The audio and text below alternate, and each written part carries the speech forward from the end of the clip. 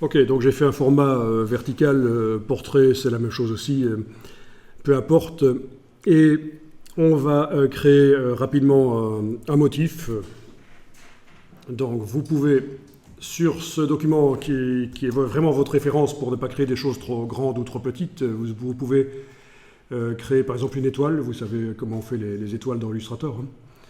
Voilà, une petite étoile qui va être inclue à un motif. Donc je ne la fais pas trop grande sur ma page, bien sûr. Vous voyez la taille que je lui ai donnée, hein. Il faut penser qu'elle va être utilisée dans des objets qui seront sur des pages à peu près de cette taille-là. Donc on ne fait pas une étoile immense. Cette étoile, si vous voulez, vous pouvez lui mettre comme fond un dégradé. Donc évidemment ici, dans Illustrator, menu fenêtre nuancier. Ensuite, vous avez en bas à gauche, dans la palette nuancier, vous avez les bibliothèques. Et vous avez des bibliothèques de dégradés. Bon, bien sûr, on a aussi la palette dégradée pour ceux qui savent comment ça fonctionne.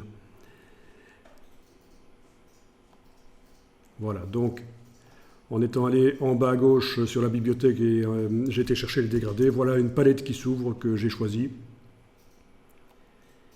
Et voilà, je peux mettre dans le fond un dégradé. Ça ne devrait pas poser un problème pour être utilisé dans un motif.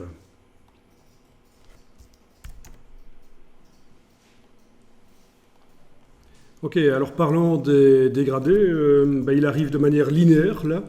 Bon, si je le veux radial, il va falloir que je passe par la palette dégradée. Menu fenêtre, dégradé de couleur.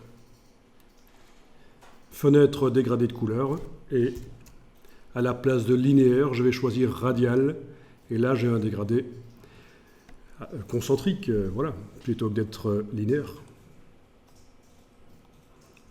Bon, j'aurais voulu que la couleur la plus claire soit au centre. Donc, je vais utiliser ici la petite icône pour inverser, tout simplement. Inverser le dégradé. D'accord ? Voilà.